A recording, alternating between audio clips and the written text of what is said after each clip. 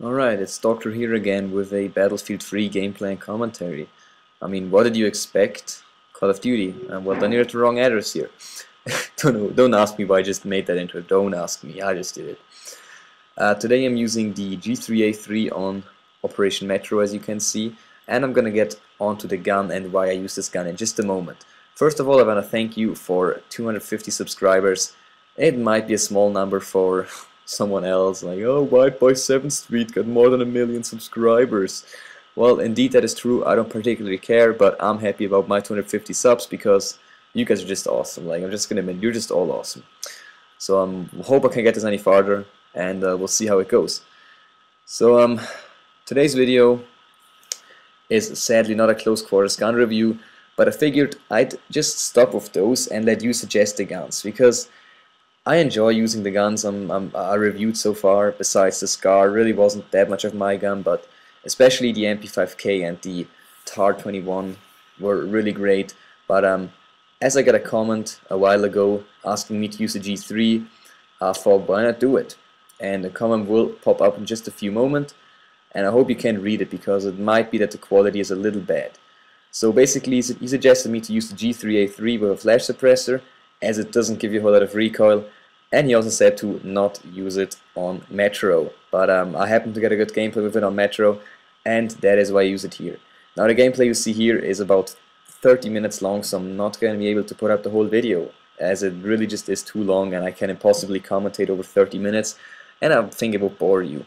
So we're just gonna, cut it down a little bit, and I think it's gonna be about 6 minutes long in the end or something like that. I want to keep it rather short, as I'm at school again for the last 2 days. On Thursday I'm gonna be done with school forever, and just have a shorter video to not have it ruined by the long upload time that can really be a pain in the ass.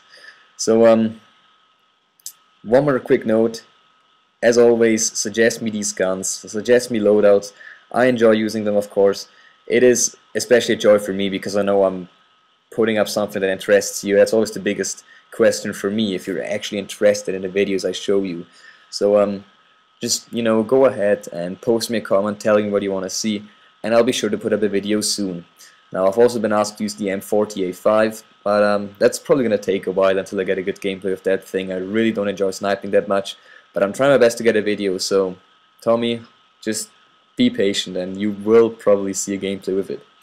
Yeah, Tommy suggested a loadout, so that's just why I said this real quick. I didn't forget about it. Now let's get a little bit onto the G3A3. This gun has the slowest rate of fire out of all the assault rifles, and also the highest damage, which makes it quite unique. I think it fires at 600 rounds per minute and kills in 3 up to 5 shots depending on your range, which makes it quite the long-range gun for most people. And many people say, oh, G3 only uses it on long range, it's better close range. I don't particularly think so. I can actually do fairly well with this gun even on close ranges. The only problem on close ranges is that the hip fire really isn't that great, so I'm trying to avoid getting too close to the enemy usually. And as you see in the comment, I've been suggested to use the flash suppressor, and I think this is actually a great attachment on this gun. Simply because the G3A3 is very accurate, even without the heavy barrel. You really don't need a heavy barrel on this gun, if you ask me. You can use the heavy barrel, of course, and it's gonna make you, completely overkill at range, and that is not what I usually have my firefights. So I'm trying to keep it to mid-range with this gun, and that is where the flash suppressor just works perfectly fine for me. The vertical recoil of the G3 is not that hard to control, and with a flash suppressor it's even easier, and it really has a low amount of recoil, as it's been said in the comment. So it definitely isn't a bad choice. Now, aside from the flash suppressor, I'm using a bipod here, with a simple reason, I guess. The foregrip on this gun really has no point, besides making the gun even worse. Not even worse, but it's making it worse. The G3 has barely any sideward kick, and it just is not worth using a grip on this gun, because it's not going to help you, and all it's going to do is reduce your accuracy. So if I was you and you were using this gun, I would not advise you to use the foregrip. Rather have an underslung rail or a bipod. Now, I'm a big fan of medikits, That's why I'm using the bipod, and it can help you a lot, especially if you have like long range encounters. You can just drop the bipod, kill the enemy at a longer range very accurately and very fast with the even lower recoil to make it just an overall very effective setup. As for sights, of course, there isn't too much of a choice I can give you here. It is definitely up to you. I've seen people using this gun effectively with ACOG and even rifle scopes, and I've seen people using it with the iron sights or just the normal Cobra, as I do here. Now the Cobra is my personal favorite, but it's just up to you whatever you want to use.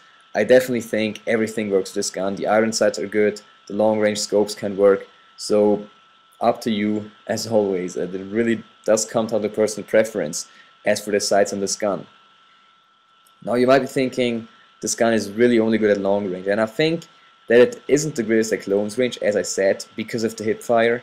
But if you feel like you want to play a little more aggressive with this gun, a laser pointer might also be a choice for you. The laser pointer does just improve your hip fire, and it can actually kill people very quickly on close range. It might not be as fast as an AEK, but it still does a great job, and it is a very versatile gun overall. So I mean, an underslung M26 mass will also help you at close range if you don't need the medikits or if you have another assault in your squad. I have 3 in this round, I know, but I just still prefer my good old medikit. So yeah, and that is basically the G3 in a nutshell for me. It is definitely a good gun. Not my favorite assault rifle though. I'll prefer to have the AEK simply because it is perfect at close range, it is good at mid range, and it really isn't that good at long range. And that is exactly where I fight.